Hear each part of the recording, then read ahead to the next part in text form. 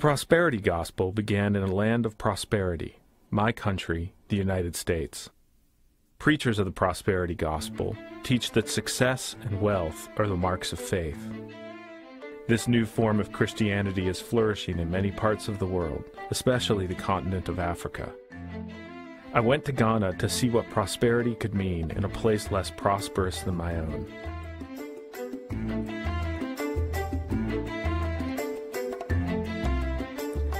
The first place I visited was a small church, where a visiting Nigerian pastor devoted much of his sermon to describing his collection of Mercedes automobiles. He ended his sermon with a request. So when you come to the house of God and you put money, you are demonstrating how big or small your faith is.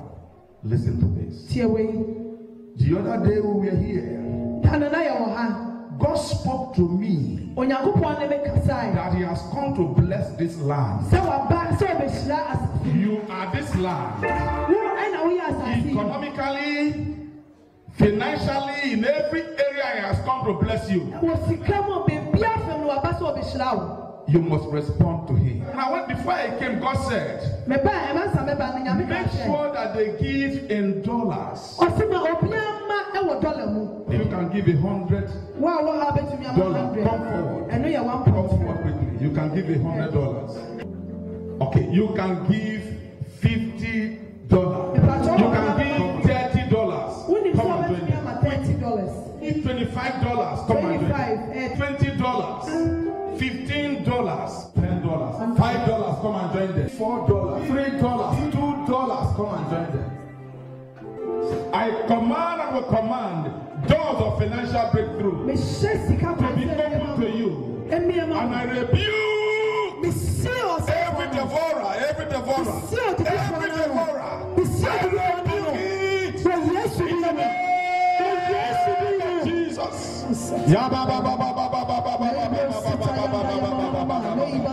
Thank you, mighty God.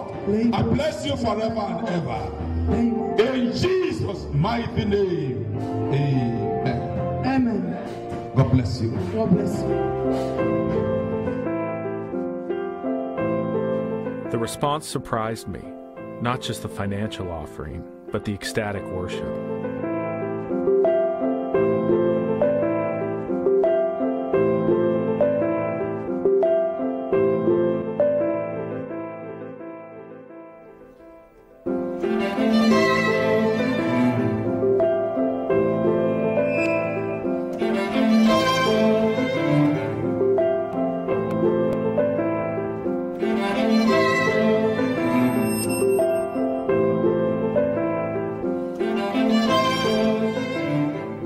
There was something deeper going on here.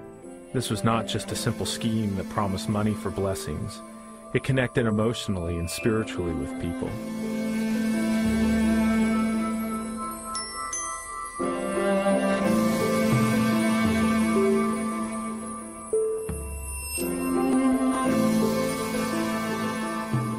While the prosperity gospel is an American export, it has flourished amidst the traditional worldview of many Africans. They believe that powerful spiritual forces are at work in the world and look to a supreme being as the giver of life.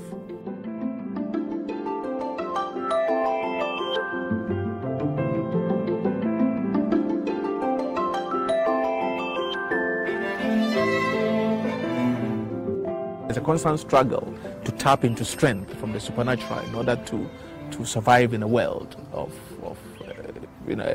a world that is physically and spiritually precarious. Professor Kwabena Asamoah Gyiadu is an expert in African Christianity. These churches, the new Pentecostal churches we have, and even the older ones, offered something new to the African public that was missing in the message of the historic mission churches. And that's something I believe is a message of hope. Not just the hope of heaven, but hope that is existential something that you can realize here. If you serve God faithfully, if you work hard at what you do, you can make it. There are some things you cannot explain, and there are some things you cannot stop by psychology and by medicine and academic and your mind and by logic. You can only stop them by the weapon of prayer and warfare. Is somebody hearing what I am saying? Can I somebody shout prayer? Shout it again and say prayer. At the Royal House Chapel, the pastor saw the prosperity gospel as a direct answer to the poverty of his community. And I can see this spirit fighting and chasing somebody. But today, we want to tell them there is a man who cannot be defeated. There is a woman who cannot be defeated. And that person is sitting here right now. That person is listening to me wherever you are. Clap your hands and shout, I cannot be defeated. Or shout again and say, I cannot be defeated. We were born in poverty. We suffered, we struggled, we almost didn't get food to eat. We struggled for food, we struggled for space, for love. You might have been born into poverty, but you can change the status quo and turn around and leave a legacy of wealth for your children. You have been born into many difficulties and challenges, but hey, it starts with you. So for us, preaching prosperity, dreaming prosperity, craving for prosperity, praying for prosperity is not negotiable. It's a power to break poverty. It's a compelling argument. A sanctified materialism offers a way out of poverty.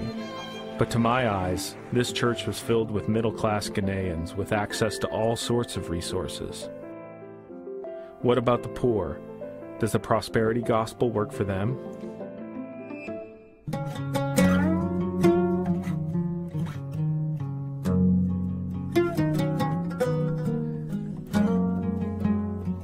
Throughout Ghana, healing camps like this are popping up.